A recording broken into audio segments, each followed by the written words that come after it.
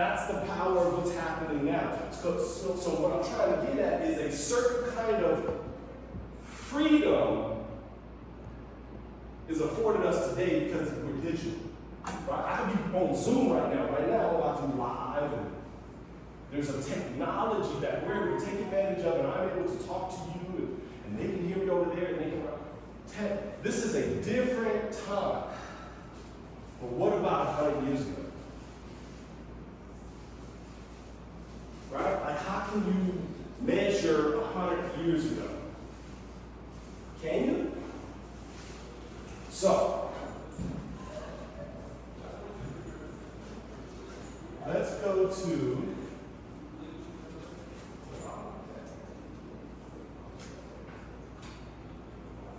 Galveston, Texas. Now, if I say something and you don't know what I'm talking about, try to Google it. Try to spell it out and figure out what I'm talking about, particularly.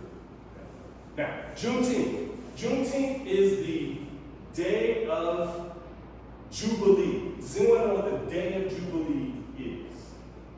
Has anyone ever heard of the day of Jubilee? Okay. Day of Jubilee. Anyone been to Sunday school? Been to Sunday school?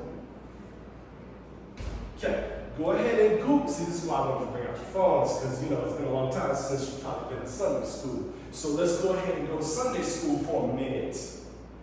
Okay? And Google Bible Day of Jubilee. Bible Day of Jubilee. Bible Day of Jubilee. Now, we're going to take this time because there were enslaved peoples who met their day of Jubilee. So, has anyone found anything in the Bible about the day of Jubilee? Anyone find it? You found it? The year of Jubilee described in the Bible is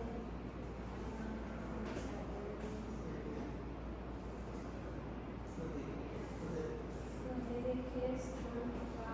At the time of economic, cultural, environmental, and communal reset that occurred every 50 years, following every 7 so that is 7 years. The year of Jubilee is proclaimed on the day of continuum, which the 10th day of the 7th month, known by a ram's horn throughout the land. During the day of Jubilee, the land is to lie fallow, and Israelites are to return to their ancestral land.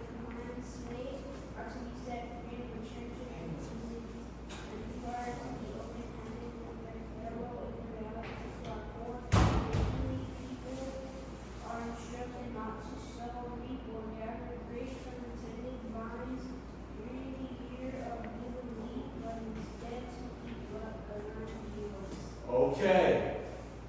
So do you understand the day of Jubilee is the day where we no longer have to? Huh? It's loud here. Am I loud? Am I loud? I'm sorry. I'm really excited today. I'm going to be a little bit loud. Y'all don't have to excuse me. This is the day of Jubilee. I am free. I am not I'm not a slave. So you think I'm just going to be, no, free. Come on. So, how did they become free? What made them free was the law. What is the law? Can I get a person to read? Granger's order number 3. Can you read it for us? You got it? Granger's order? Read that one up there. Can you see it?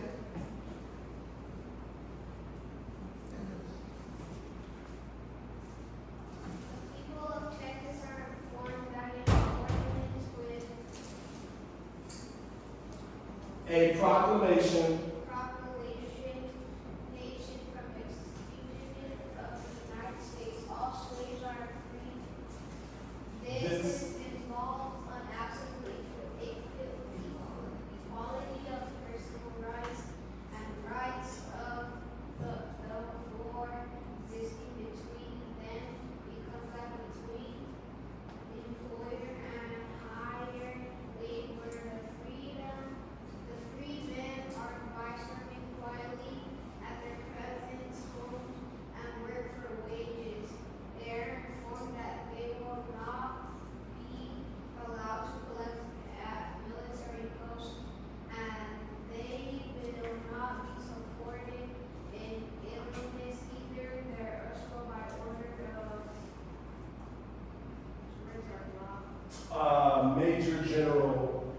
Granger. Okay, so remember your grandmothers.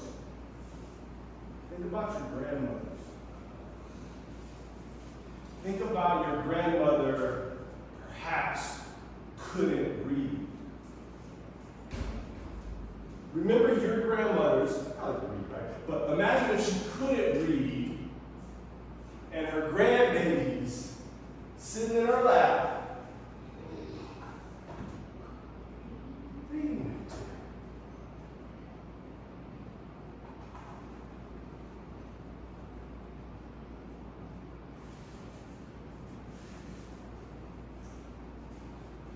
Now,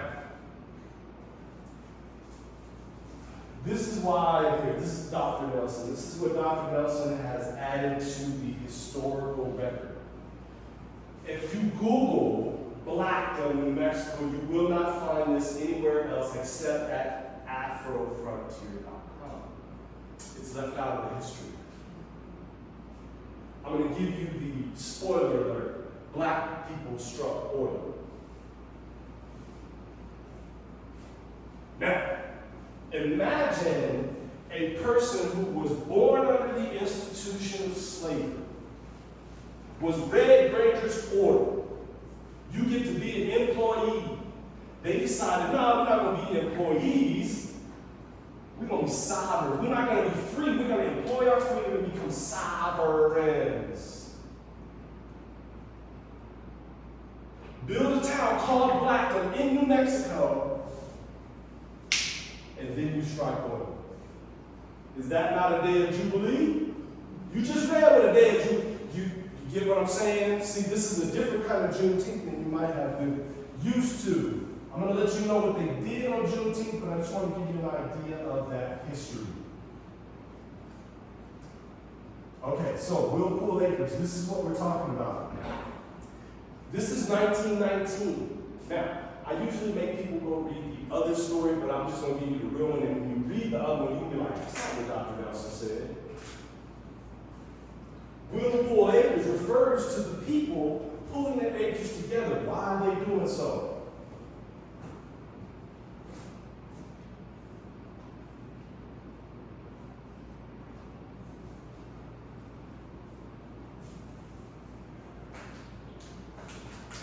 Now, I can go through history in depth, but I just want to show you that I have evidence because earlier today I was challenged with the narrative that I produced. So I just want to give you some places you can look to get the evidence that I provide. This right here is the Roswell dated record. What does it say? Wheel drill at Blackdom. This is 1920. This is also 1920, the plaque from Frank Boyer and Ella Boyer to Crutcher Eubank. This right here is Ruth Lewis Skiing. All these things are in that book in the back. This is the history that they are not teaching you. She, a white woman in Artesia, talked about Blackdom in 1920. Now, why would someone be talking about Blackdom in 1920? Now, think about it. What is 1920? What is 1920?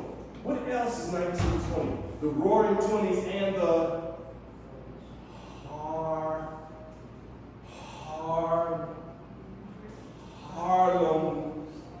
Harlem. Man, if I had $100, I'd give it to you. The Harlem Renaissance. She's writing to W.E.B. Du Bois about Blackdom during the Harlem Renaissance. Tell me, have you heard that story? This is from New Mexico. She's doing it for us. Have you been to Artesia? Is that a place of grand American culture? Oh, you haven't even been there, right? That's my point. But she's still writing to Du Bois about Blackdom, meaning Blackdom existed in 1920. This is the thing I've been having to prove to people, but I'm done proving because the book is right there. Now, I can give you maps and all that. This right here is the one that I want you to know is the day of Jubilee, 1920, September 1st. Blackdom location made. Now, this is extra. I'm just letting you know because we're building up to something, right? We're building up to, yes, Jim Crow is there, but on the other side of the Pecos. See, the Pecos River used to be the the end of the Jim Crow line because on the other side of the Pecos was Texas. Racist Texas. And as New Mexicans, we know that Texas is always a problem. But they're on this side of the Pecos, and there they build Blackdom next to Dexter. If you want to find the actual location, Google Roswell Correctional Center. We will get to where this place Blackdom is in a minute, and the actual homesteads. But this is a homestead record in 1921. The reason I'm telling you this is because if you read about Blackdom anywhere else, they're going to tell you that Blackdom ceased to exist in 1921. Now, if Negroes struck oil in 1920, do you think they are going to just abandon their homesteads? They did sell their church in 1922, though. Why would you sell your church if you just struck oil in 1922? In 1920, you just struck oil. That's why you sell your church. Now, let me fast forward this to you. So, the Ku Klux Klan, these are the really, these are the bad people who just look at you and they say, I don't like you. And you're like, what do I do? And you're like, I just don't like you because you're you. These people developed a whole system called Americanism. That is, when you want to learn about Americanism, what is Americanism? Oh boy.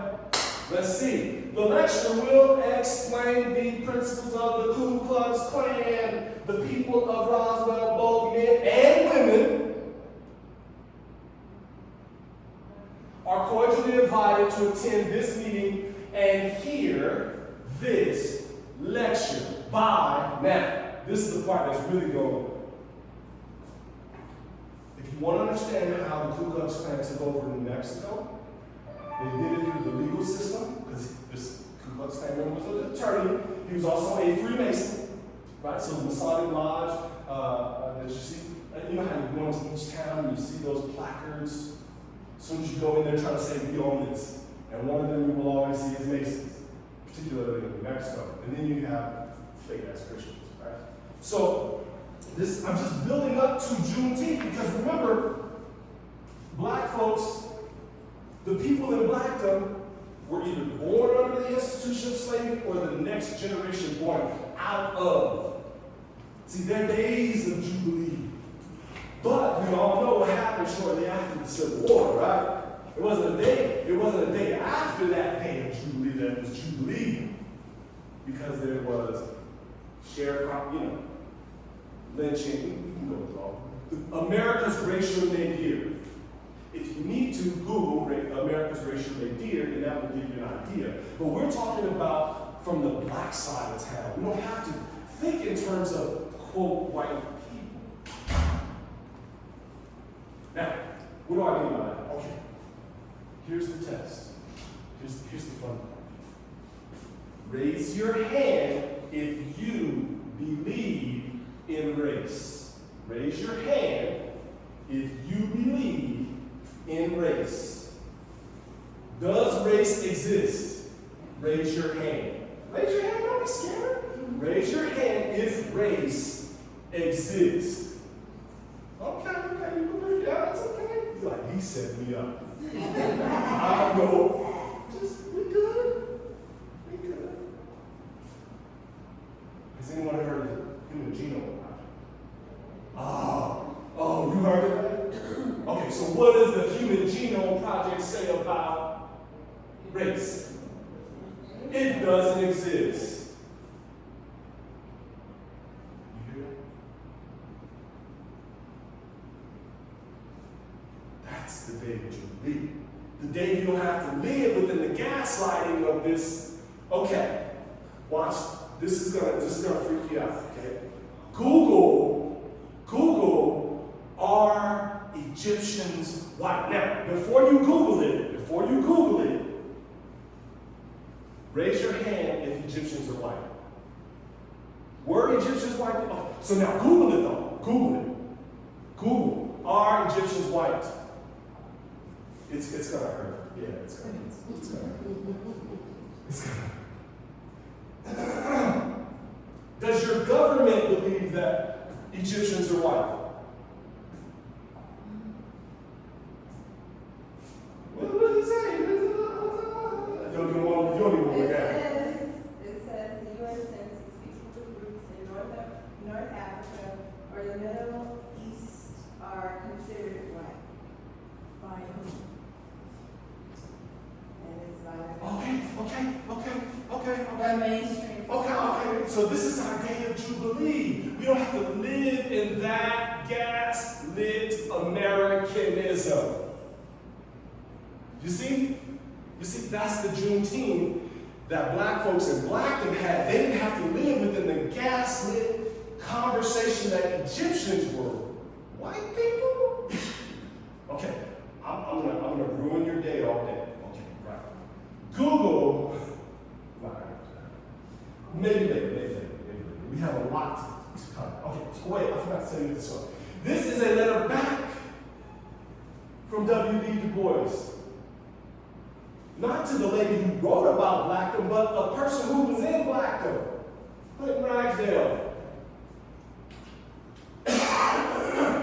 He's giving them things to read. This is all in Blackdom, a place called Blackdom. Now, this is this right here I can get into later. I'm not going to right now because we're going to go straight to Blackdom on Juneteenth. Now, I'm going to need my reader again, and we're going to do this a lot slower so that we can really absorb Juneteenth, the day of Jubilee. Okay. Listen closely. Some may not get this part, but God's good. All the time. All the time. You see, some of y'all know what I'm saying and some of y'all don't. Right? Because there's a black side of town that's messianic, that understands the sovereignty that God gave them. And they know, because God gave them that sovereignty, God's good and all the time. So, we are going to look at a messianic black people who created a promised land. I don't know if y'all know. Promised land, and struck oil in that promised land. Do you understand the words that come out of my mouth? Black folks struck oil in a promised land, and the people who struck oil were formerly enslaved peoples. Not only that, halfway through their experiment, they created a historically black college called the Blackdom Normal Industrial Theological College in Blackdom, in Dexter. But, so, my reader? 62 years of freedom celebrated at Blackdom 19. Our 62nd Juneteenth anniversary is scheduled to arrive at Blackdom, Chavez County, New Mexico on Sunday, June 19, 1927. On that day is being arranged to have instead of Pause. So all that jazz, y'all know what I'm talking about, all that jazz that's about to go on Juneteenth. Yeah, I'm not telling you how to celebrate it. I'm just telling you how they celebrate it. And it didn't include jazz. Why? Because we're talking about a messianic black people. And jazz is the devil. Along with bootlegging, gunslinging, and all the other stuff. Because remember, this is the Wild West. You do know that, right? This is the Wild West, quote. Black folks, messianic. Continue. Instead of a jazz band to furnish music, a well-trained choir to sing the choices of our plantation melodies, as well as some of the latest Negro Latest. Keep on. spiritual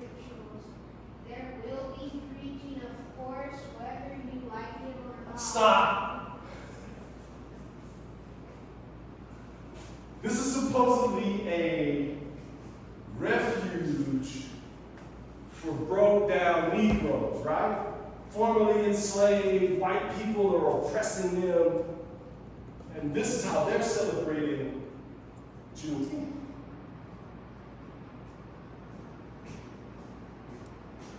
Whether you like it or not, who is the you? Who is the you? Slaves. No. Slaves are already free at this point. They're in the promised land. They're well beyond. Slavery is so far in the past that they're creating a utopia. Like robots? Yeah. They're creating a utopia. And in their utopia, there will be Negro spirituals preaching, of course,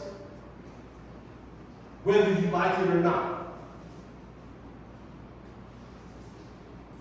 Let's continue. That means by the very nature of the meaning that there will be no booze in 3 miles of the town. Certainly none will be on the ground and will be keeping away. Pause. Do you know what booze is? Like alcohol. Oh, you know. You've been in the barbecues, huh? Booze! No! Does this sound like the Juneteenth you planning on going to? No. No Henny? No Jose? Jack? Oh, man. Within 3 miles? Why 3 miles? I'll show you that. Yeah. Oh, no, I'll show you later. We gotta finish this. We gotta finish the messianic part. Keep going, keep going.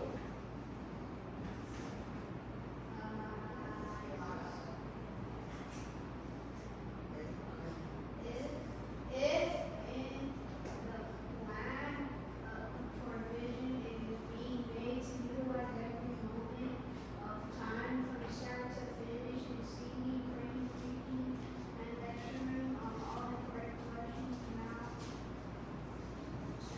Agitated. The lines of today will be made on the program for school children from anywhere and everywhere. This thus giving our boys and girls an excellent opportunity to read, declaim in public. Pause. You see why he's reading? What are we doing? What are we doing? What were they doing 100 years ago? Were these some broke down Negroes who didn't know how to read and oh, woe is me? And, nah. No booze. We preaching. In other words, this was a vibrant messianic in 1927. If you read anywhere else, it didn't exist. And oh, by the way, they are 7 years into their oil royalties. 7 years. And 7 is important in the day of Jubilee. We just read it, right?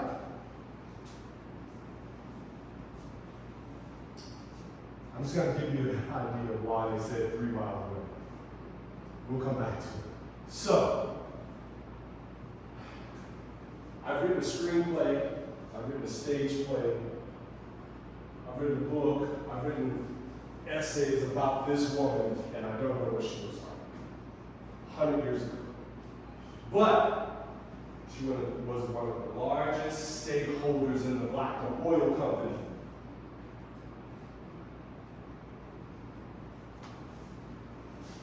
That second generation? That's what she was from? She was a madam, bootlegger, gunslinger, homesteader, and largest investor in the Blackdom Oil. She also originally, AKA her name was Mattie Moore, and she donated the original 40 acres for Blackdom. But let me just tell you, this woman here is epic. All the way through Blackdom's history starting in about 1949. But the reason why in Juneteenth, we could go back to the Juneteenth thing again, but I just wanted you to get an idea of this wasn't just one Negro who made it to the promised land. This was a group of black folks who colonized Chavez County, including on the other side of the black side of town, which is the secular side. So you have the messianic side, where I'm doing this promised land. Joshua. Some of y'all know where I'm going with this. Joshua had to cross over what river? Come on now. Sunday school. Google it. See, this, I'm not testing you because you can just Google it or ChatGPT it. What river? Come on now. Jericho? Oh, come on now. Yeah. He was going to Jericho. To Jordan.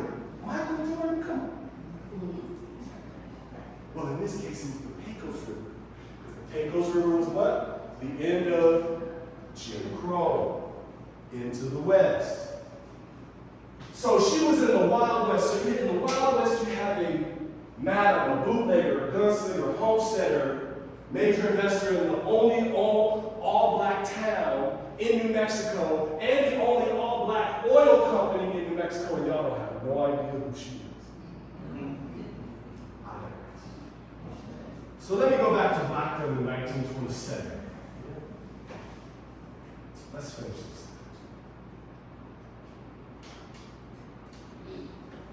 Everybody is hereby heartily invited to come and help swell the crowd, and don't forget, if you come, you're under 10,000 and one obligation to bring your eats with you.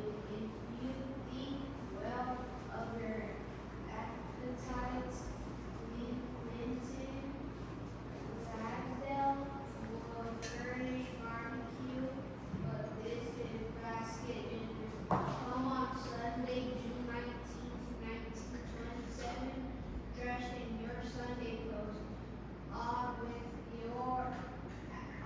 your baskets running over the best eat you ever prepared. Some Blackdom. That's 1927. If you read anywhere else, Blackdom ceased to exist in the mid-1920s. Does this seem like it ceased to exist? They're trying to exclude people. If you got that booze, stay 3 miles away. So you think they were still existing in 1927? And oh, by the way, they still had oil royalties coming.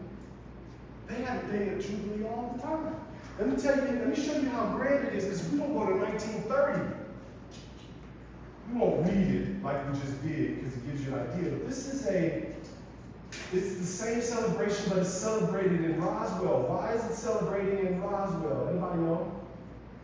What happens in 1929?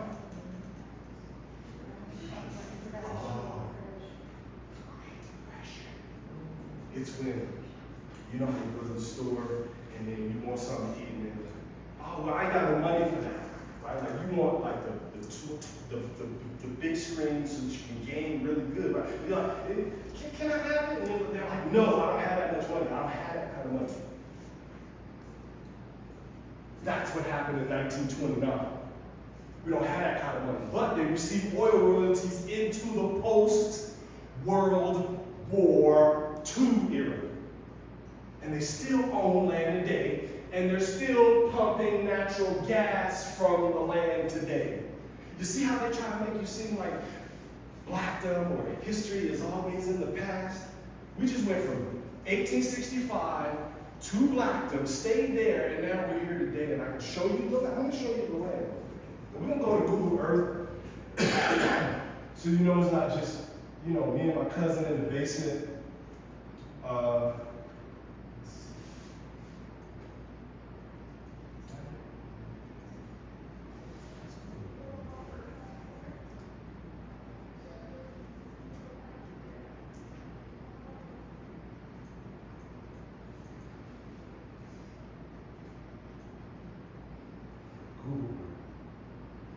Now, what I did was put all of the homesteads, the original homesteads, and all of the information you need. Now, some people don't know where Blackdom is, okay? So if you Google Roswell Correctional Center, it will get you here. That's not Blackdom. Well, it's Blackdom Commons. But this is the Blackdom 40 acres that I described that Maddie gave to start the town, to bring the idea of Blackdom from 1903, the incorporation papers, because you got to start somewhere, right? You got to start a business, you got to do what? You got to incorporate. So they incorporated in 1903. They had no land attached to it except for the people who were interested in Blackdom. And then by 1909, you now have 40 acres.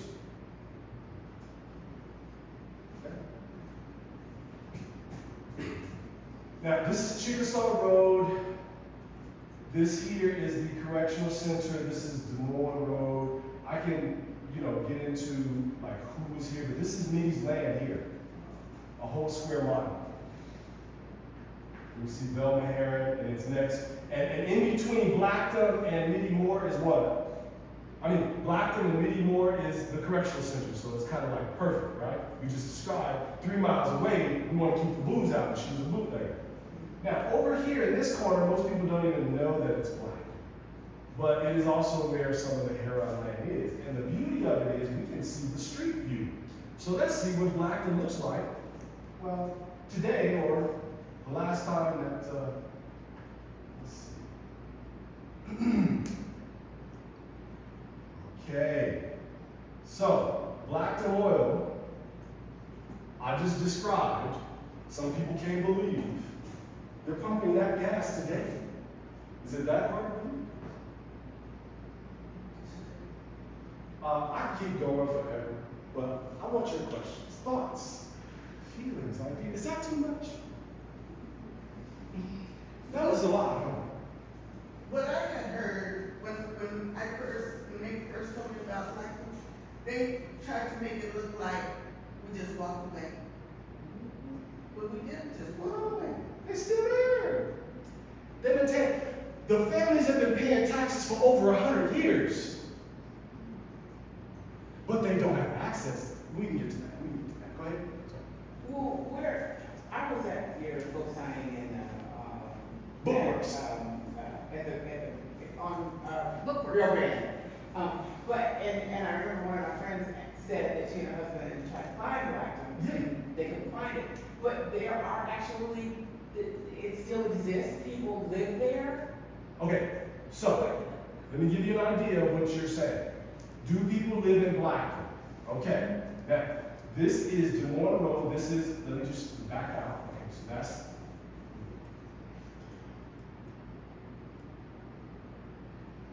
this right here is where it used to be Monty Wagner's land. Wait, let's see. Okay, no, this is Jackson Wagner. Okay, now let me bring this home for you. On page 145, you don't have a book yet, it says, on May 9th, 1927, that's well into 1920, right? Jackson M. Wagner earned a patent for 320 acres. A whole square mile is 640. You think that black man abandoned his land shortly after he earned a home? So they still there. That's what I mean. Now let me show you how they're still there. Yeah. Still there doesn't always mean physically. So, see this green patch? That is what's currently owned by Jackson. Okay? But he sold it to who? Black gold developers. Now, what is black gold in American history? Wait a minute. So, Jackson Wagner, who got a homestead in 1927, still owns his land today, but sold the rest of his land to gold developers, black gold developers. See what I'm saying? See, that's history for you. So, is that kind of, why do you think that no one would want to tell you this story? Because they took the land? cheating going on and taking the lands? This is the homestead process. What does that mean? The homestead process was set up federally, and then state, and then local. So there was no, You We- own what's under the Yeah. land? You own down and above. Mineral rights. And particularly over there where I showed you the gases, that family still owns their mineral rights. They have to claim them though. There are processes that keep you from having to automatically get it, right? Nobody gets automatic royalties unless you're King Charles, but I digress. So what you have here is, this is what it looks like now, but it used to look like that. Now, do you know how big this is? Now, this, let's say that's 40 acres. You sold off from 160, 120 acres, but you still have 40 acres. Day of Jubilee. You have 40 acres and no neighbors. Lovely. 40 acres, no neighbors, and you can have Juneteenth with all of your family there. And we can all see what promised land, what it means to own land for over 100 years. What it means to have a messianic trajectory and it still be going, so that the future can read the past and see and touch and taste and feel the present. Everyone can't live out there. Not everybody wants to be in Chavez County in the middle of August. But some family can live there, right? And we can spend Juneteenth there and take that day of reverence to connect with the land, connect with each other, and understand that that day of Jubilee didn't just come, it had to be fought for. And it wasn't just enough to be in your room, sitting there once you were, quote, free. What do you do after you're free? What do you do after you're free? Question: how many of you right now can go out and build a town? I mean, do you know how to build a town? Does anybody know how to build a town in here? Anyone? No? Now imagine, that's what you do at the age you are. Okay, 47, and my sister likes to say, yeah. Trust me, I do not have the labor intensity that I used to have. I mean, I was digging out weeds, right? And I was in it about 3 minutes before my shoulders started hurting. Wow, I was okay. And then I couldn't do weeds anymore. So imagine 40 acres to prove it up. Could you do that today? Could you prove up 320 acres? Me did up 640 acres. Okay, a whole square mile. So what does proving up mean? Fencing it, putting up a structure? Finding resources, fencing it, using it as grazing land for others. Like you could rent your land out to other people. You could lease your land to oil speculators.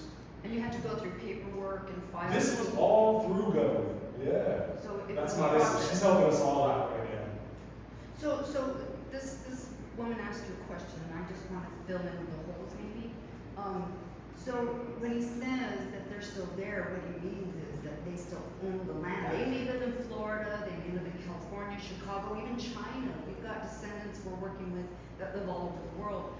They had to seek out ambitions elsewhere because there wasn't a lot in the early 1900s in New Mexico. Most people have had to go seek their ambitions in other places. But these families have been paying their taxes for 3-4 generations. And so when Timothy says they're still there, he means they are there in mind, body, spirit, Afrotopia. Thank you. Yeah. Where your money is, you are, right? If you've been paying taxes somewhere for 100 years, you there. That's the current currency. It still has electricity going through. The dwelling. Two places at once. That's how they always existed. They would exist in Blackdom and then in Roswell, have a home in Roswell, because the real flex back then was to have a ranch in Blackdom and a house in town. You know that term, in town?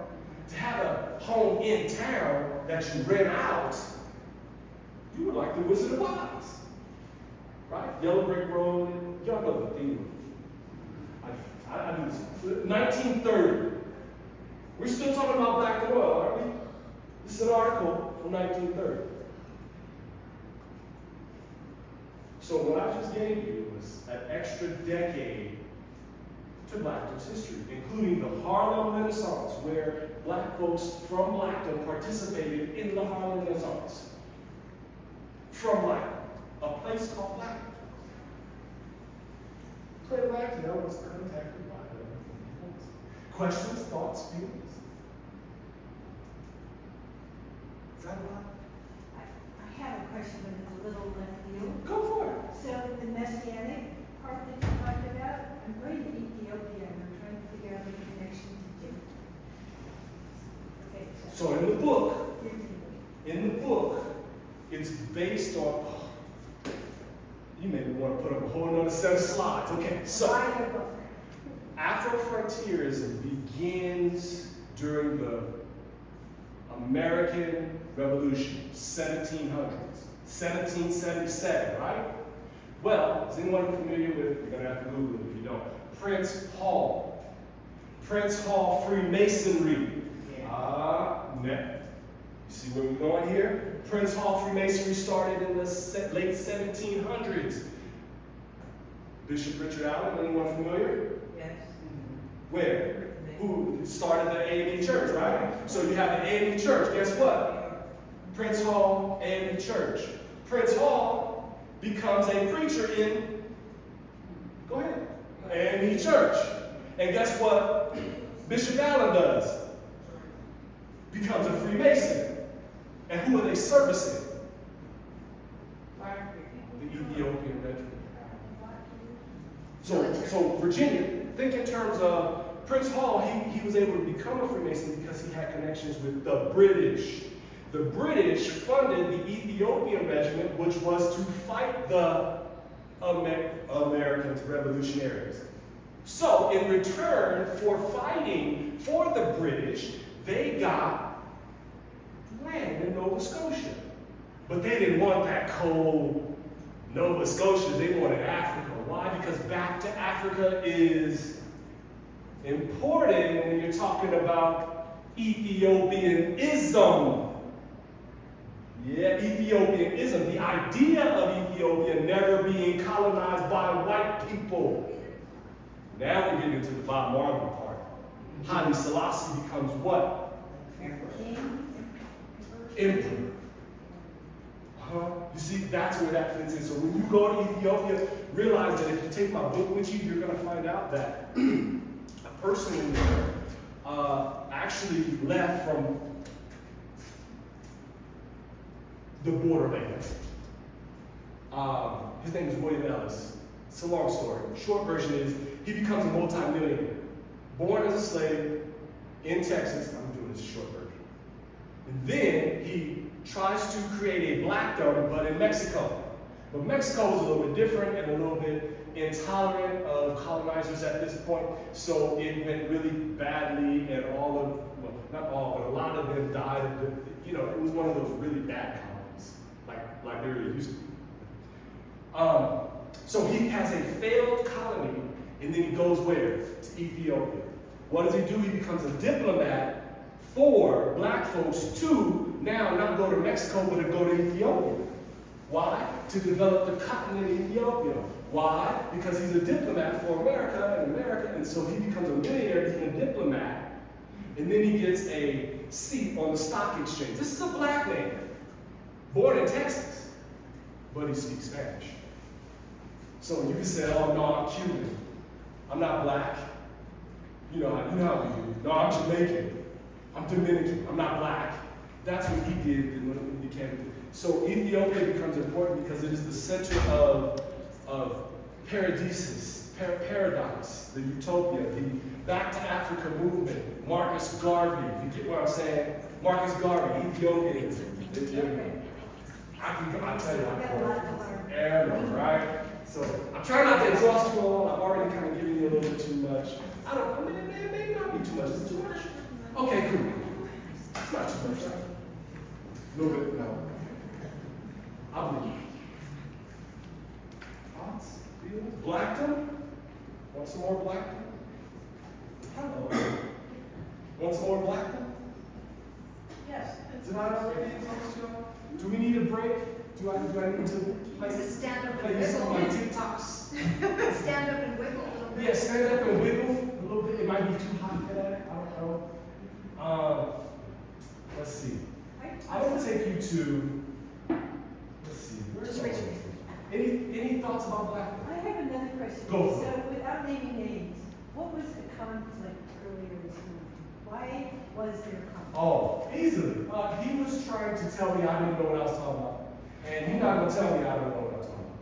Okay. Just that. He was trying to tell me where Blackdom was, and he had no idea. But even people, And he because grew up in Roswell. people believe that because I'm older, I know more. Trust me, that young man with ChatGPT and Google knows more than you. But us old folks don't want to realize that we are obsolete except for our humanity. See, our humanity is the only thing that's going to stay connected to those little kids. Because they don't need you for information. They can get information from anywhere, right? It may be bad information, but they can get it. So our humanity is how we stay connected. I have a question. The two newspaper articles, 62 Years of Freedom and the Colored Folks at Roswell. The first one, my question is, well, okay, we'll start with the second one. That one's clearly a white folks newspaper, and it's aimed at, well, not necessarily aimed at them, but it's Let me help you. white owned, and it's, so my question is, the other one, didn't seem like that was white owned. Did that mean that in Blackdom they had a newspaper? Or was that put in like an advertisement in the white newspaper? One, it was one newspaper, but all of it was Roswell Daily Record. Okay. Two, in Roswell, there is a deep admiration for the military.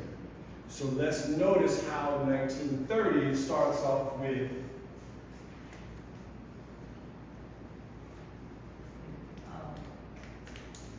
so, like I said, no booze. This one might have booze because it's a Juneteenth based on the military heritage of it. Remember, Granger's Order is what gave us freedom, right? So this is a celebration through the lens of military, but there's also the Messianic black man who has his version with no booze. Because we don't want to see that at this particular, you can do that 3 miles away, but we need to have reverence. We're going to be in Roswell with all of these white folks. Let's go ahead and keep it military. But when we in Blackdom, when we on the black side of town, no booze. No.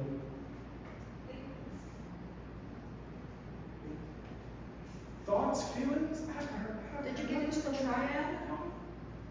Well, I did, because I talked about ministers, military men, and Freemasons. So I talked about Bishop Richard Allen, right? I talked about Prince Hall, and I talked about them servicing the military during the And Revolutionary you War. talked about Frank being all Well, three of those. realize that Frank Boyer is all in one. He's a military man, Buffalo soldier. He's a Freemason, Prince Hall, and he's a minister trained at Morehouse. So why do you think that New Mexico thinks it was Henry that was the Buffalo Soldier? Okay, and is anyone familiar with the other story of Blackdom?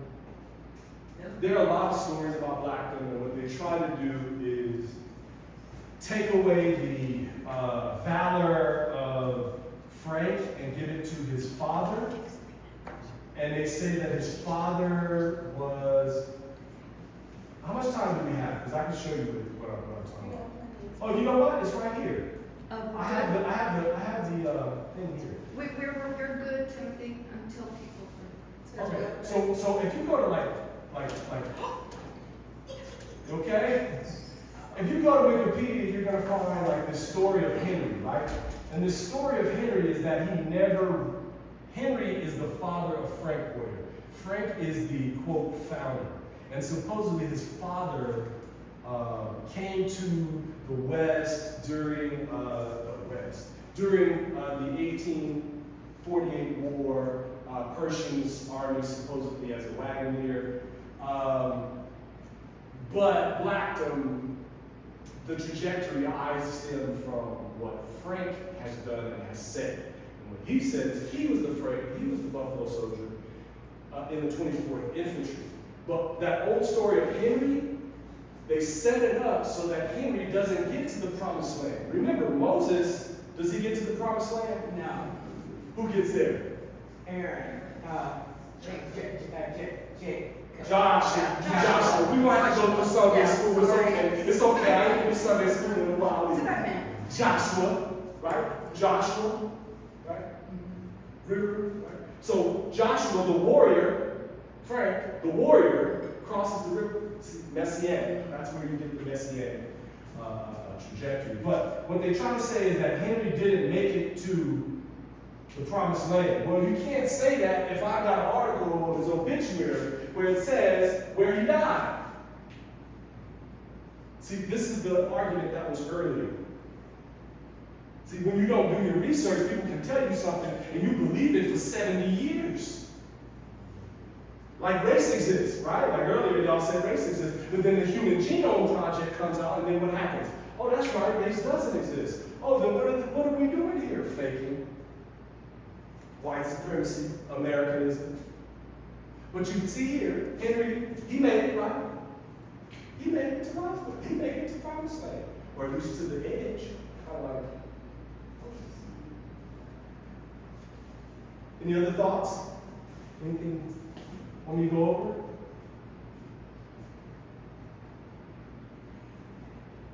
Nima, do you have any questions?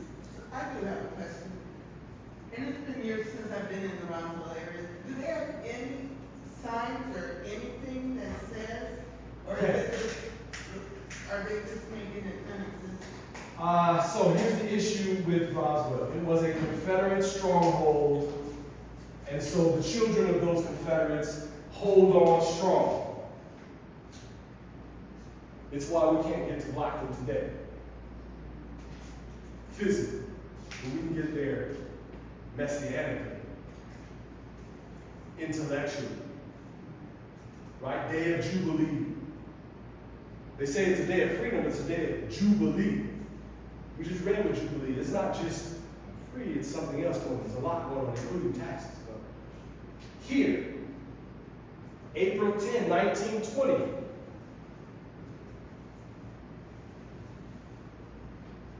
Evidence of Blackdom's oil company. And that is not the Roswell Daily Record. That is the Roswell Daily Record. We'll drill at Blackdom. So do you find that stuff in the records in Roswell? I found it everywhere. If it's somewhere, I found it. That's why you can tell me. This person came here trying to challenge me. That's what the question is about. And I'm trying to say, nah, you're going to have to sit here, because you know what? Let's say I'm wrong. Test me. And then let me test you. And Dr. Nelson, isn't there room for the oral histories as well? Oral histories are important. That's how you stay connected humanly to the kids. So that's where he was coming from. Yeah, He was coming yeah. from an That's oral for the history. kids, though. Right. When you're growing up, you need to eat some meat. You need solid foods. This is solid food. You're dealing with matters. You need to be solid food. See, this is Oklahoma telling you about Blackdom. Now, you remember the Killers of the Flower Moon? Mm-hmm. Yeah. What nation? What nation was it? Osage. Oh yeah.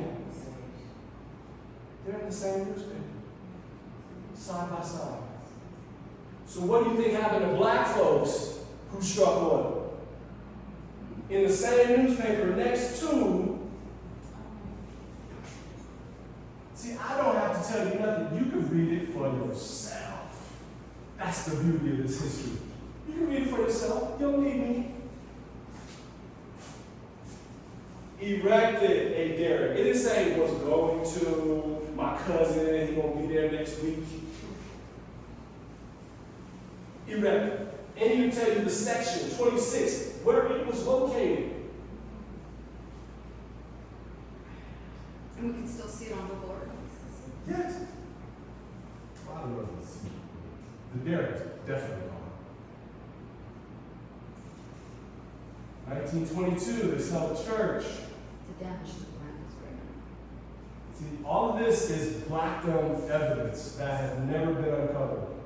I am the one who discovered it because I am the one who cared to figure out what actually happened. I wanted to see the significance for black people. I wasn't thinking about nobody else but black people when I decided to find the significance. Because the significance for white folks was already out there. Contract for deep test at Blackdom. Does that say it's oil or water?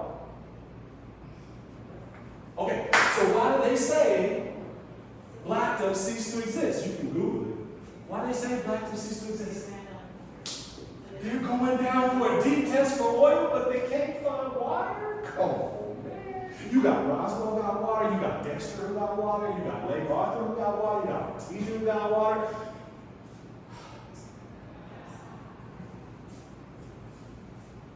If I go back to Google Earth, I'll show you all that water.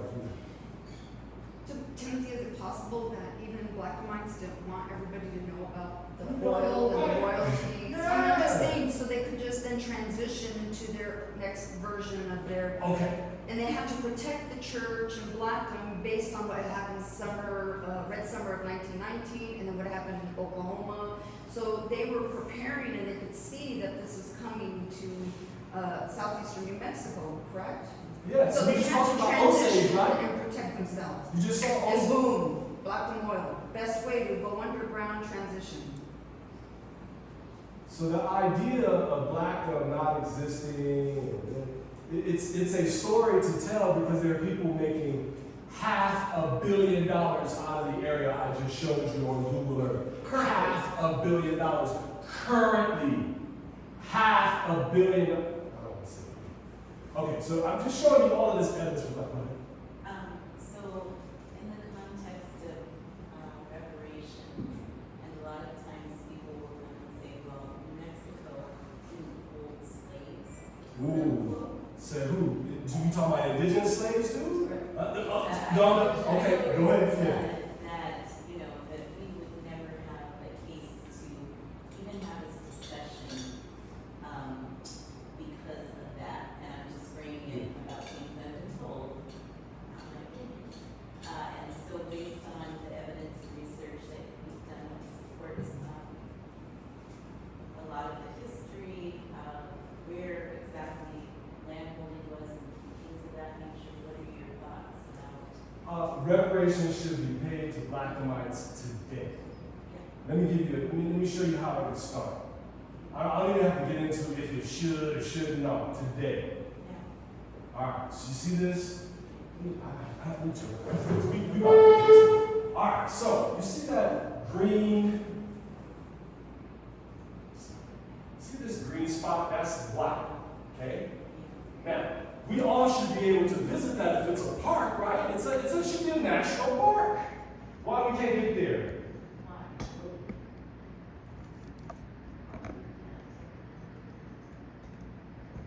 This is why we can't get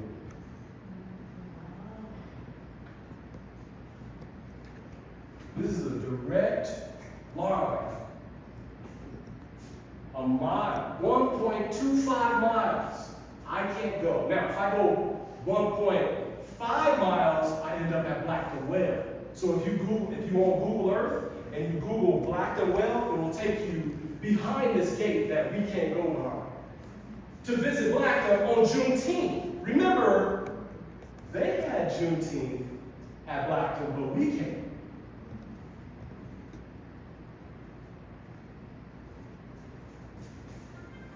So, you get what I'm saying? Reparations. Now, let me give you some more reparations real quick, because that's not enough. All right, that's just us trying to get there. All right, so they got the Roswell Correctional Center there. I'm not happy with that, or whatever, right? So, now, this land down here, Queen Esther Herod. Queen Esther Herod, she owned 320 acres in 1917. Anything happening in 1917? World War I. On her land is a missile site.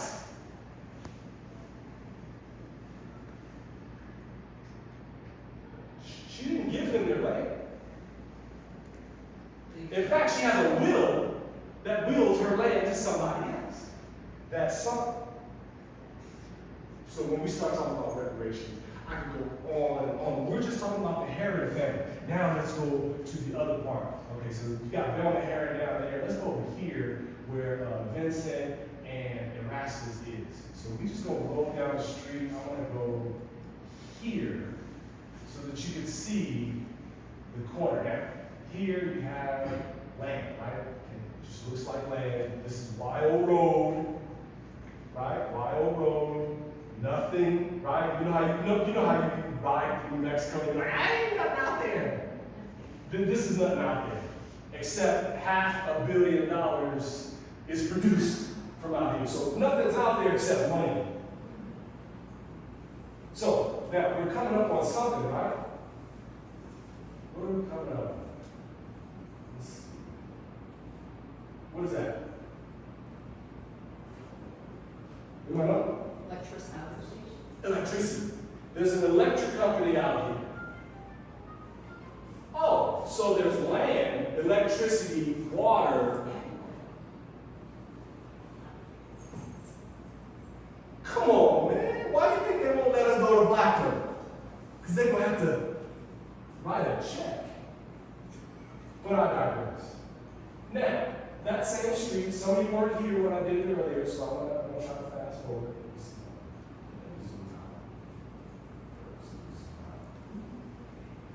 That's the electric company. Yeah. So, out of the little corner of Vincent Herron's land, they're pumping natural gas. Today. So if we want to talk reparations, we just start there. Questions, thoughts, feelings? I have a question. Yes. Now, for these people who had this property where there was oil, are there great-grandchildren, great-great-great-grandchildren, are any of these people receiving money from this, from the oil wells? No, not that we know. Not that anybody telling us. But the family we're dealing with, no. But I suspect, no, I'm not going to say that. I'm just going to say it's possible, and we just haven't run into it. It's definitely possible that that's possible. So you said that none of these people, none of their children, the children's children, They did. Up until a point, like 1970, not so much. 1940s, yes.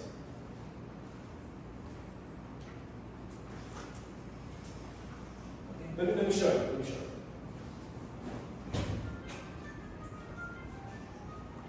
So Timothy, can I interject? Yes, ma'am. Go ahead. So for the little bit of, so when we started working with the Herron family, they still own about 1,200 acres. Dr. Nelson's history, his work has actually brought families that live in all over the world to contact him to say, we're still paying taxes.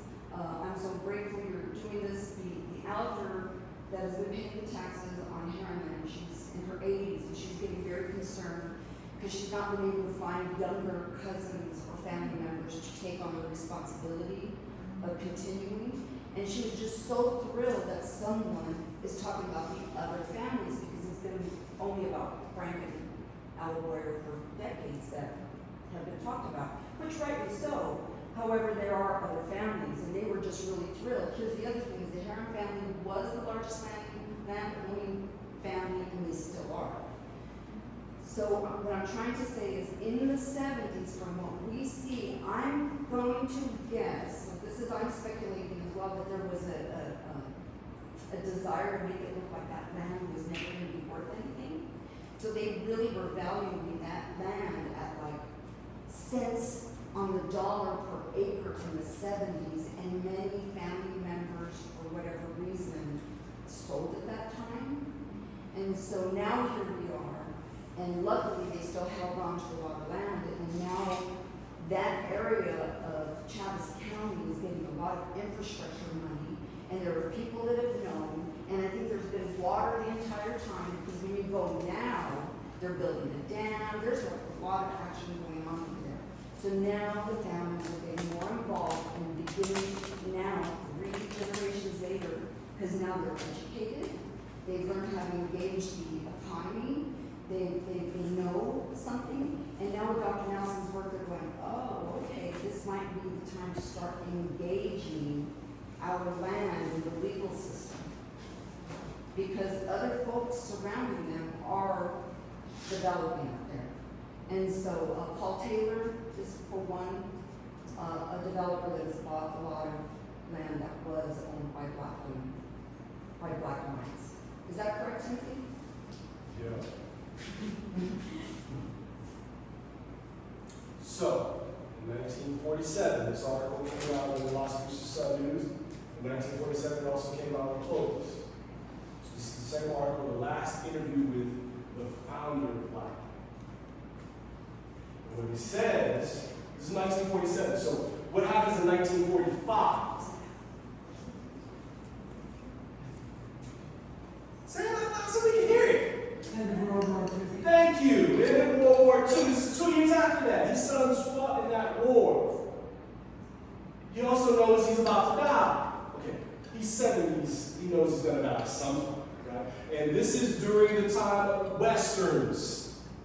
See, in Clovis, the article was titled differently because he got to title it to speak on the black side of town, right? He wanted other people to know too, but in Clovis, he could get away with that title. He also helped plaque Clovis. That's a little bit different, right? It's a little bit different than the last title. Let's go to the next. So this is what Southern New Mexico likes to do. Right? It's a little bit different title. This doesn't speak of the West, right?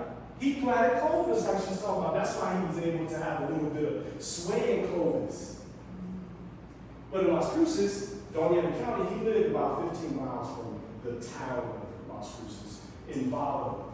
That's why I say Valo, it's 15 miles. But let me just point here where it says post-World War II.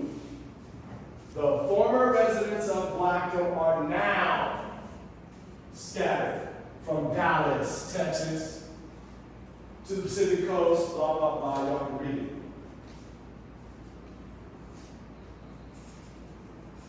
So that is well beyond the town's existence. So how do you talk about Blackdom like that? That's what that book is about. It's about a continuum. It doesn't stop. Bishop, you know who Bishop Richard Allen is because his messianic trajectory didn't stop. Did Jesus' messianic trajectory stop when he died? No. Because the trajectory has nothing to do with just simply life and death.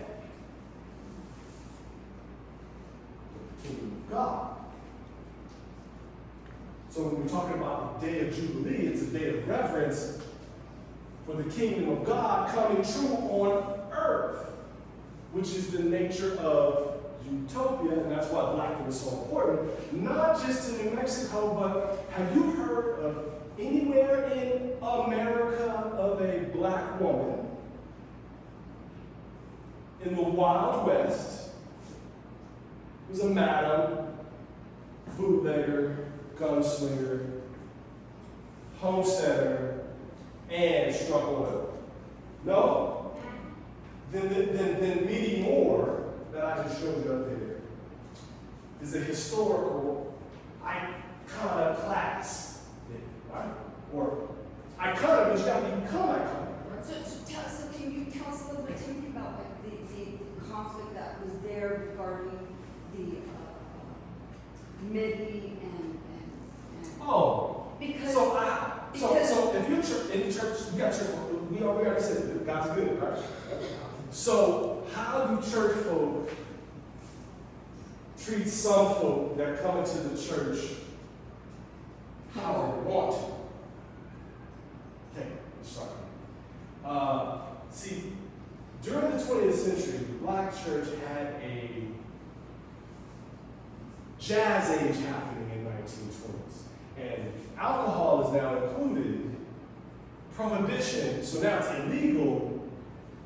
But these were formerly enslaved peoples who their God delivered them from debauchery, which was slavery.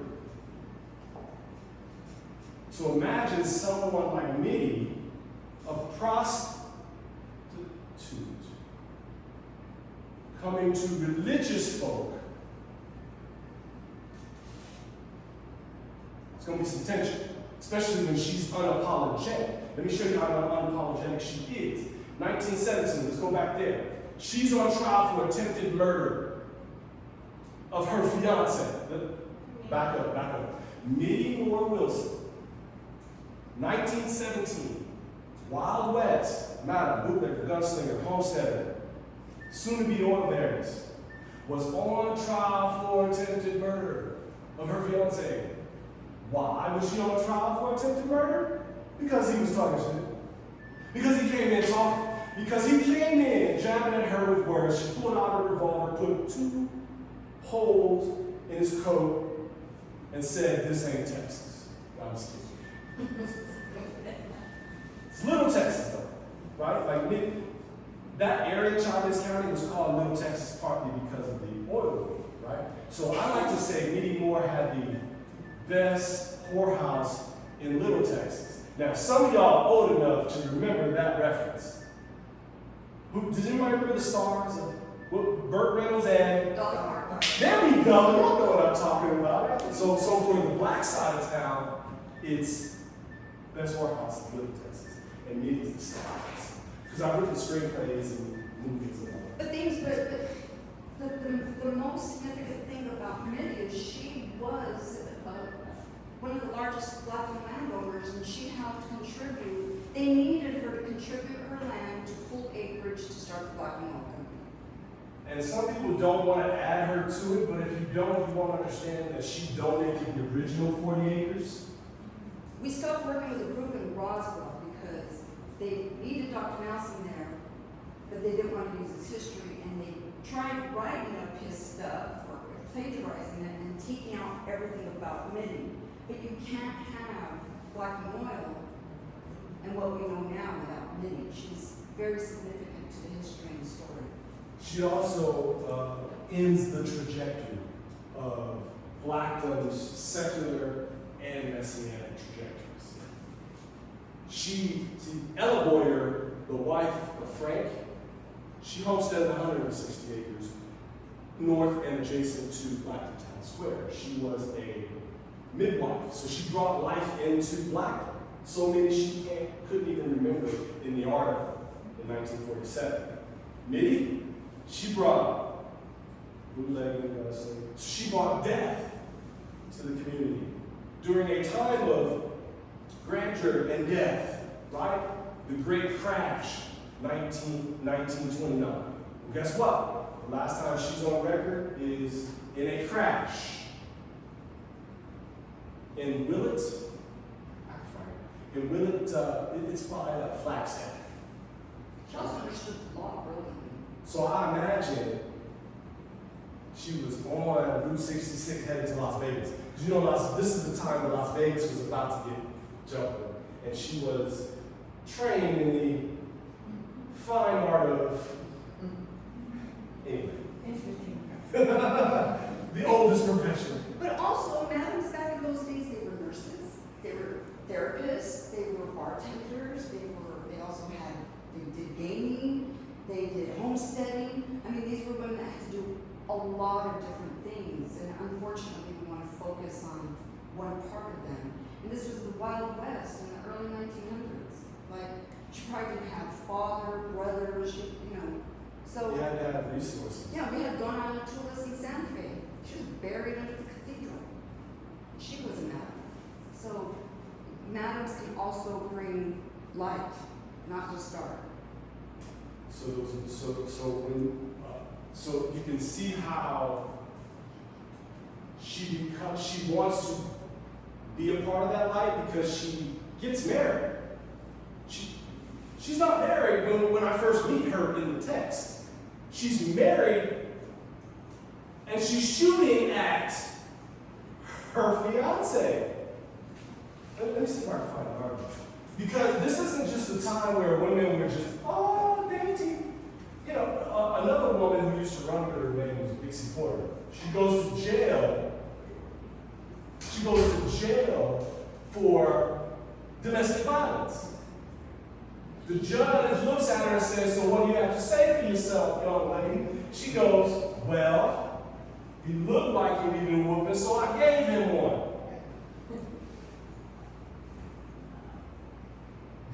So you can't tell that history if you're not telling that history, right?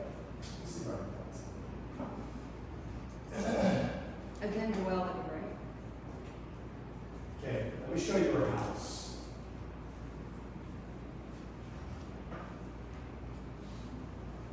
"201 South Virginia Ave. Oh, I told you, this continuum continues to continue. All right, that's her house. And then she would drive, because she had, this is my class I'm teaching. She drove, it was 20 miles in her car, because she had a car. Because remember, I know she had a car because the last thing she's on record is doing is crashing in what? Her car. Now she's a bootlegger, so she's probably drinking. I digress. We can just keep going on. This is this era. This is her when she first enters Blackdom. And if you look down here, Clint Ragsdale, right? Didn't we see him at the Juneteenth celebration? We read about him, right? Clint Ragsdale. He's the barbecue dude. Yes. And he's also the dude signing off on as a witness. This is a document that will put him in jail. This is a affidavit saying that Minnie Moore has the character, and I'm going to vouch for her on paper, and she is a madam. You get what I'm saying? So some of that light does come through, so it shows that Blackdom has some acceptance for the secular, but yeah, that's her. And let me see if I can get to her 17 case. I have literally my whole dissertation here, so sometimes it's difficult to Any questions, thoughts, feelings, ideas? Okay, here's one. This is, let me see. This is running, this is the Constitution, that's the Constitution. Oh, here we go. This is the police judge document. This is literally the book. You know how they say throw the book at them? I just realized the book that they're talking about, it sits off the floor about 3 feet high, right? And that's what I found here. This is, you ain't gotta read it, but this is basically Minnie's entrance. And they, if you read these police judge documents, the only thing that they fill out is about up to here. They had to write all of this, and that's when I began telling the story of Minnie Moore connected to Blackdom, connected to that evidence. You see here, we talk about evidence when we talk about Blackdom. If you ever hear or talk to somebody about Blackdom and they have no evidence, remember that your government thinks that Egyptians are white. Questions? Comments? It's 11:20. I can go forever, you know. I've been training for this. No thought. Black. Question. The leaking oil company? It's a good question. I don't know. I didn't track it down. That requires more. See, we research actually. What I will say is that person is known to have converted a lot of the land into archaeological sites, because where you find oil, you also find fossils and such. So there is a organization that still does that. Vern Lincoln was the guy who was the head of Lincoln Oil. Is there, do we think that Blackdom will transition to Lincoln Oil? Transition, you know, back then people bought and sold. You know how, okay, this crowd's mixed. Some of y'all know cryptocurrency. You know, they used to trade companies like pieces of paper. Still do. But in oil, back then it was really quick. So it's possible that Blackdom converted it to into Lincoln Oil, but what I imagine is they bought whatever Blackdom Oil was at the time, and that was about it. But you couldn't really buy it, because what they did was they leased land. So I don't know, right? The Lincoln Oil was just for the exploration, not necessarily the land. Although they had land, so it's just 100,000 acres, that's a lot, right? So there are a few different reasons why they have 100,000 acres. That's a long story too. But what happened? I don't know. I think it's still good. BP probably won't. So there's still remnants of the land that was owned, Remnants, what do you mean? pieces of the land, the original Blackdom, that is owned Yeah. through the. Yeah, I showed you. How I just showed does you. make that? Yeah, today. So it's difficult to kind of like, for when I hear people talk about Blackdom and they're talking as if it's dead, it's a ghost town. There are people who live in Blackdom today. Let me show you. Now, I'm not saying they're Blackdomites. See, remember, man, if you, God's good. All the time. Now, the people who didn't say that realize that there's a black side of town where Blackdom actually exists, and then there are people who live there who don't know what's going on, who don't know what that means. Right? So, and this is strange. I'm going to show you this real quick. The strange thing, there's two swastikas that the land made. And it's been explained, but I don't really understand it. They say that it had something to do with World War II and bombers flying over. I don't believe it. I'm a conspiracy theorist because there's two of them here, and I know who owns the land, and I also know the Confederate and racist past of Chavez County, so I can't really. But there's a history of the symbol being used by indigenous people. Had nothing to do with 1940s though. You're By right. that time, they converted it to. So is that when that came up? Yes. That's why they say it had something to do with. So anyway, yes. But you just found recently. So what I'm gonna do is show you. I can't see this thing. Let me see. Chickasaw Road. That yellow mark is somebody who lived in. We're gonna go down to Moore Road so you can see that people still inhabit the space. Right? Up here. So yes, people do still live there, and they enjoy their kingdoms. Right? Looks like nothing's there. But there's a house. There's several houses. There are houses, there are trailers, there's cattle. There's Going water. down the Moore Road to find cattle. Right? This is my favorite. Let's see. No.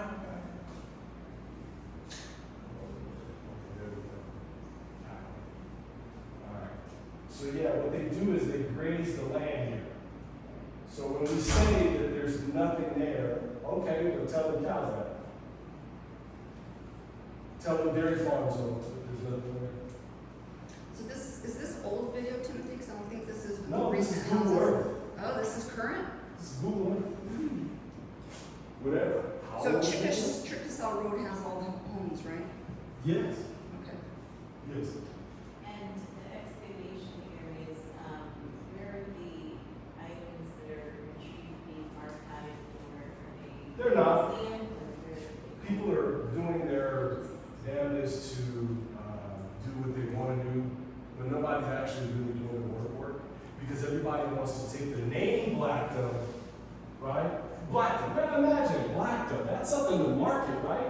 That's what people have been doing. They've been taking Blackdom and marketing themselves, or marketing their idea that they wanted to project. But all I'm trying to do is get us all to the day of Jubilee, when we can exist outside of the gaslight like Egyptians wanted. And the way we get out of that is by looking at the actual facts, the actual documents. Over here you can find settlers too.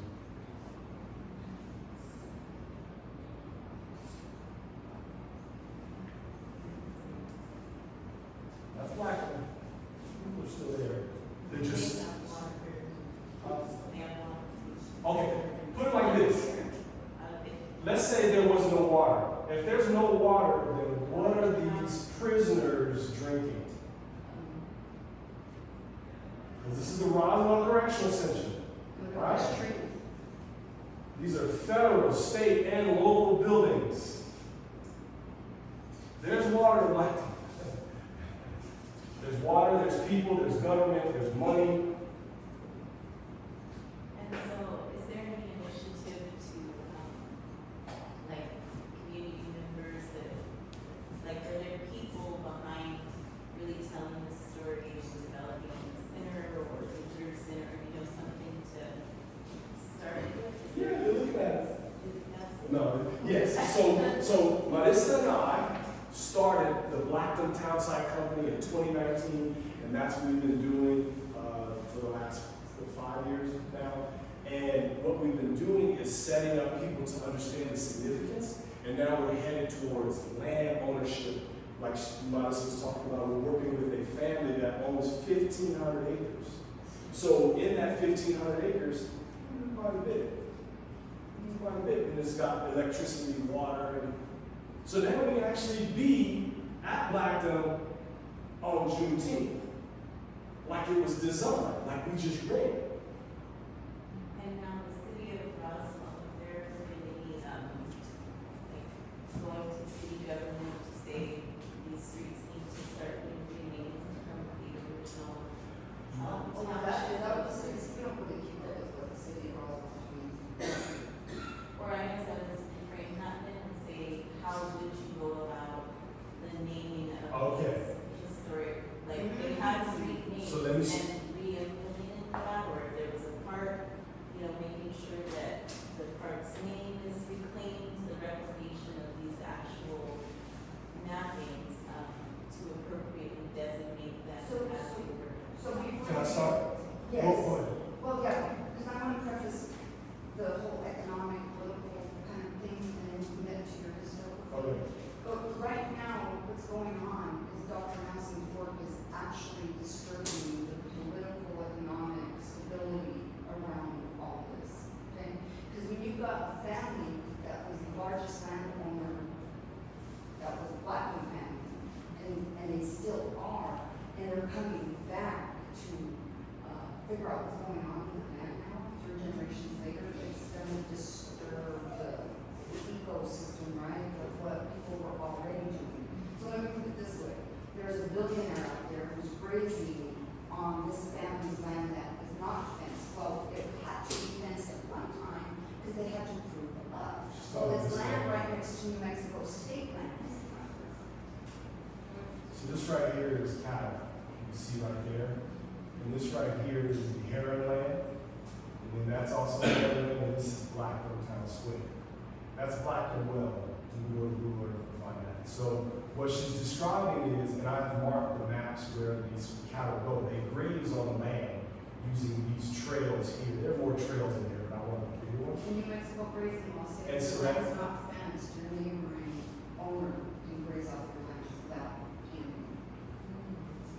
And so that land, this red here is the Chavez Land Acquisitions Trust, and they, Emory Urelli is one of the people, and he's the one who we have, well, he or whoever's covering for him is the one who allows us into the gate. So we have to ask a white man to get in the gate to go see Blackdom.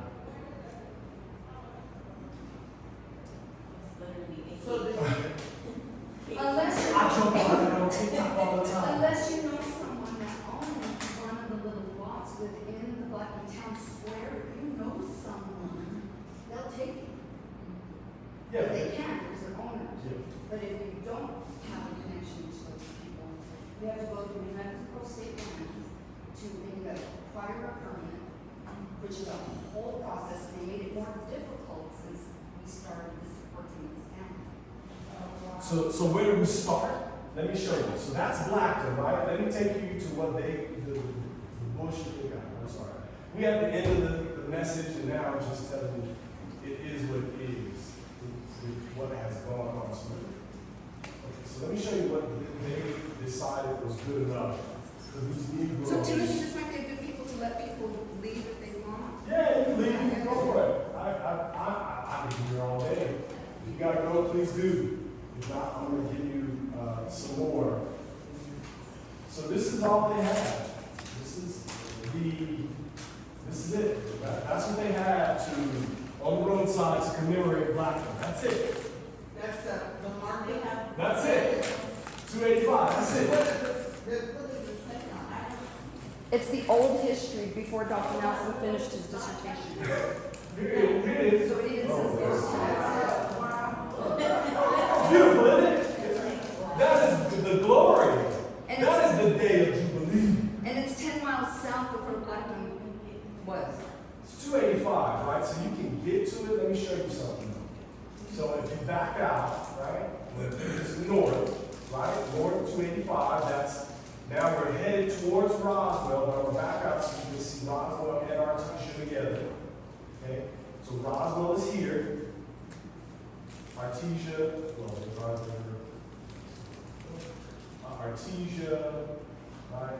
We're going down 285, Artesia, up, okay, boom.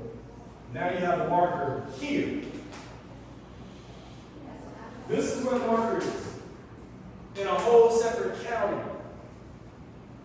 10 miles away from here.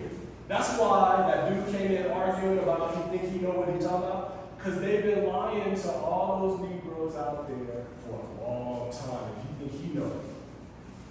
So I had to do my own research. You know how we like to do our own research, right? I did my own research and found where Blackdom is. And what's going on with it. Questions, thoughts, feelings? I'm sorry, I walked in late before you guys started. Thank you. I'm just curious what you and you said you guys have been advocating, and so what's the advocation for reallocation of land, or is that what it is? So there's two things. Blackdom changes the course of New Mexico's history. Okay, let me help. Think about it. How old is New Mexico? How old is New Mexico as a state? 1912. So how old is New Mexico as a state? 100-some years. Okay, at the beginning of this 100-year-old state, black people struck oil in a place called Blackdom. Is that significant? Is that important to tell? And Why it's- can't it be told in New Mexico? The tribe- Because of the tricultural narrative.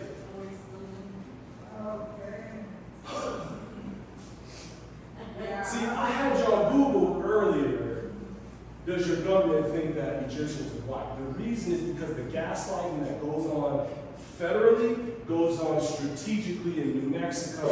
Hispanics, Latinos don't know the difference between Latino and Hispanic in high school. How do I know? Because I'm a substitute teacher and I asked them.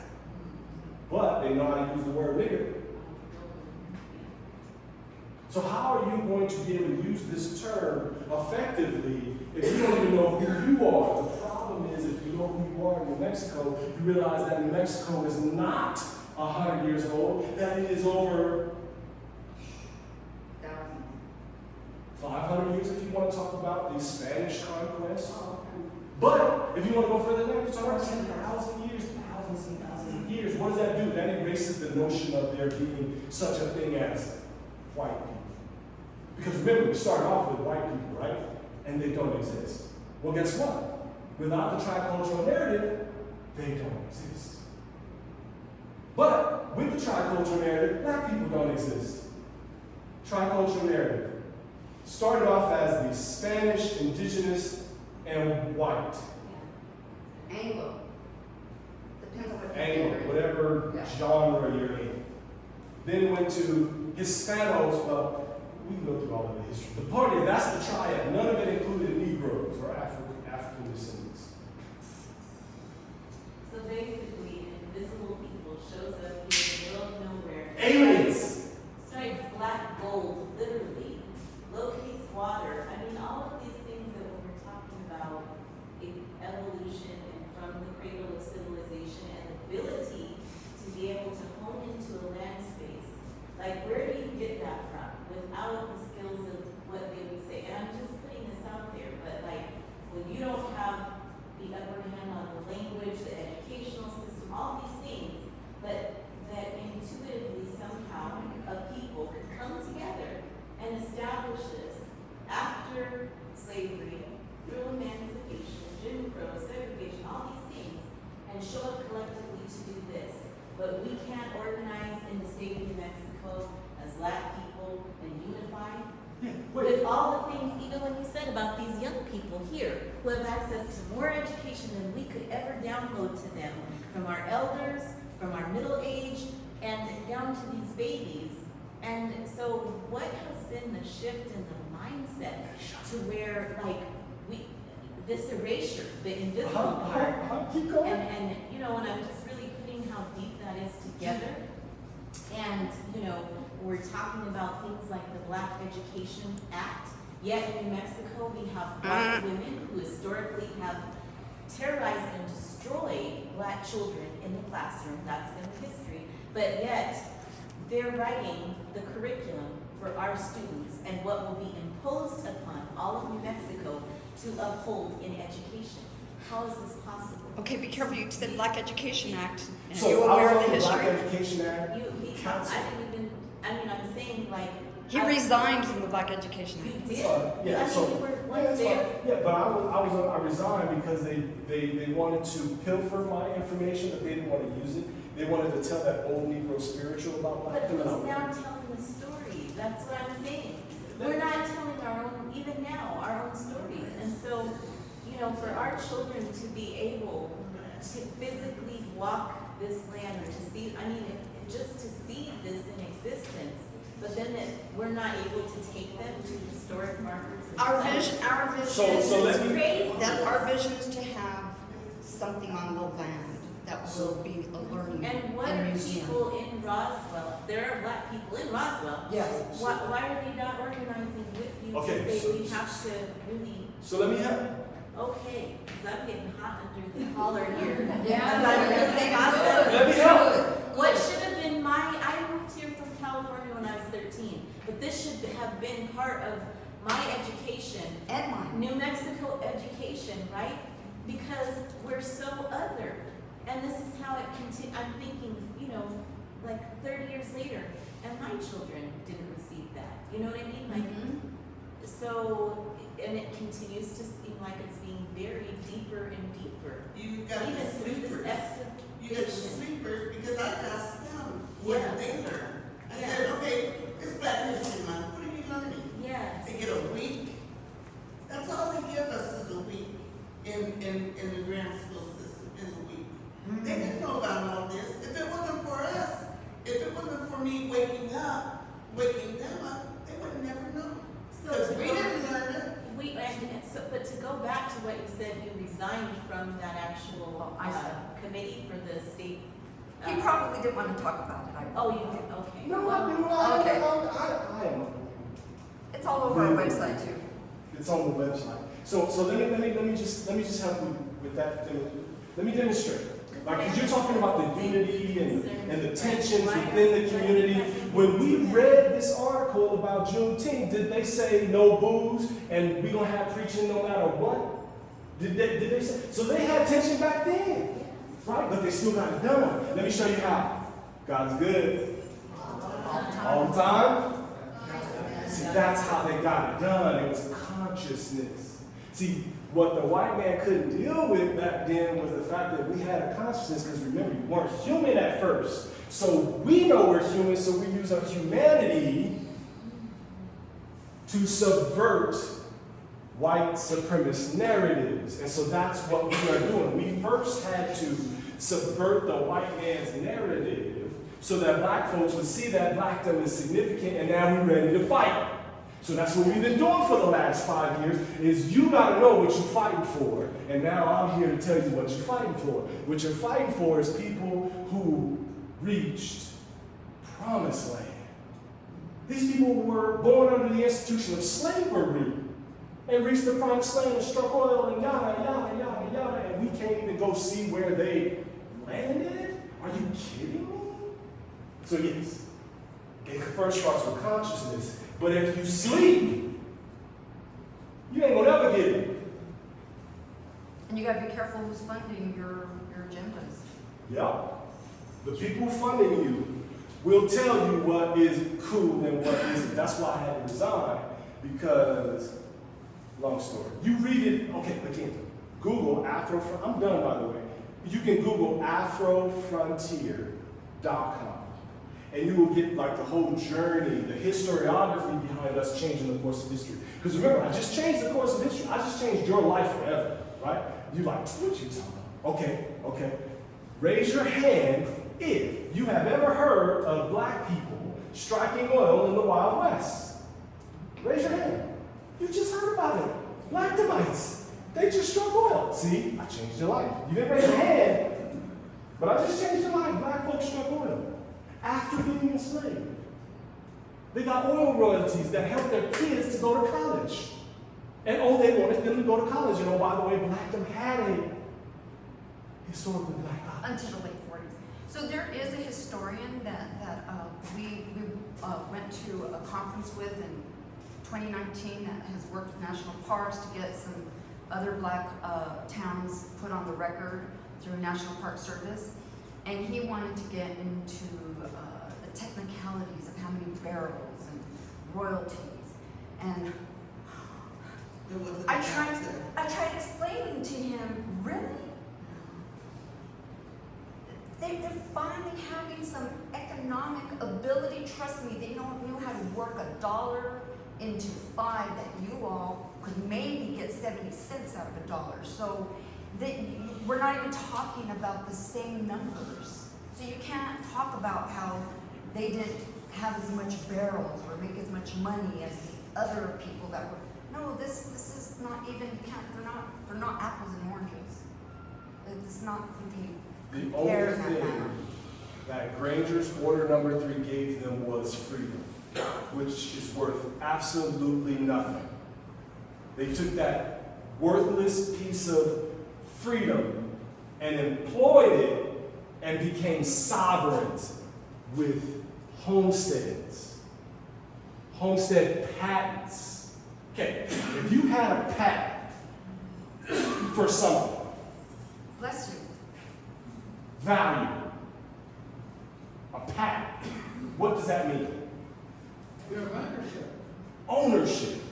Forever, huh? Right. Black people who used to be property and was owned forever now are landlords, and they have nothing between them and their God. Nothing but the God that said, I will give you seed time and harvest. And oh, by the way, here's some water. And a little bit of oil sprinkled in there.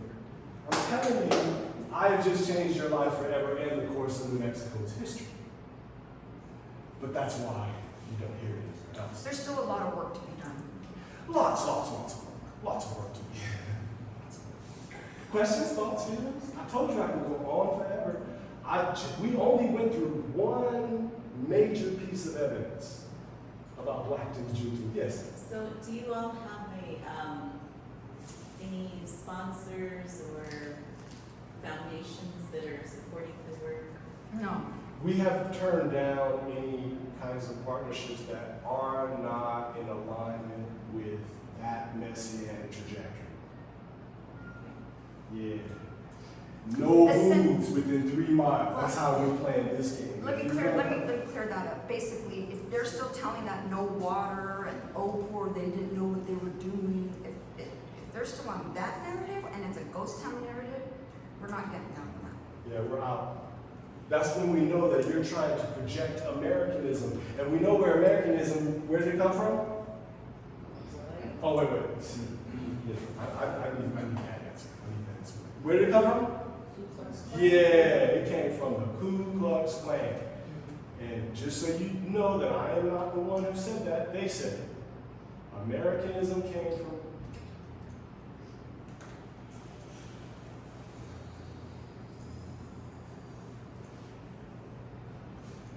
And unfortunately, Dr. Nelson's work's been used to promote that. Thank you for coming.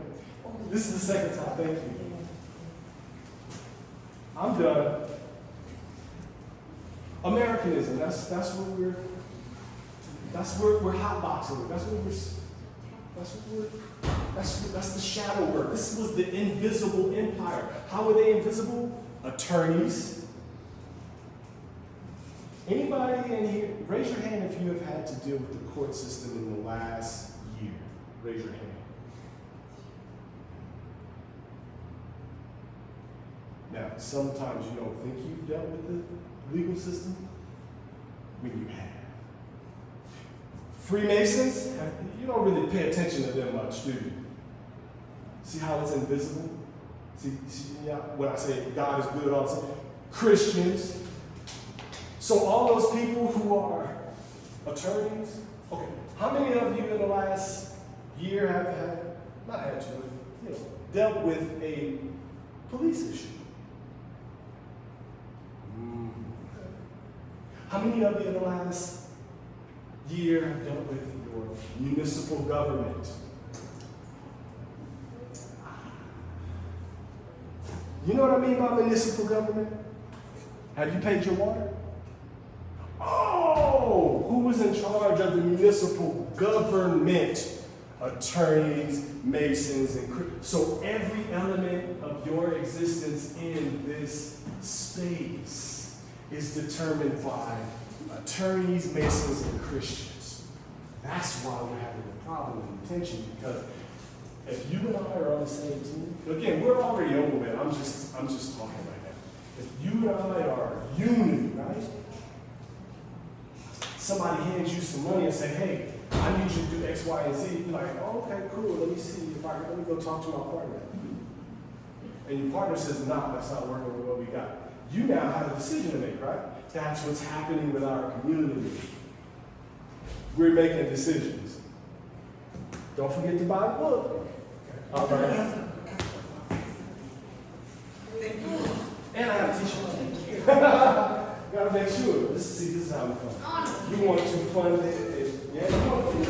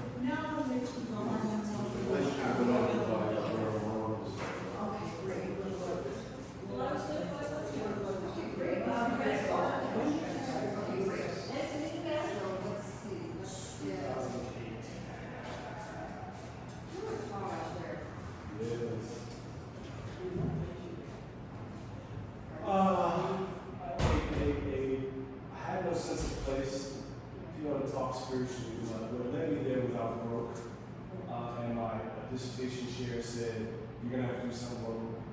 And I went, all right, cool, I'll do this local thing called Blackdom, whatever. It became my whole life, right? So, all right, I'll do it. And then I ended up finding Nitty Ward, Madam Blue that does something that no one has ever talked about. Oh, I'm about to do this. That's really where that happened. Mine, it was coming out. Thank goodness for the cash line. Thank you for coming. Did you run off? Oh, yeah. Oh, you're gonna walk across the sign.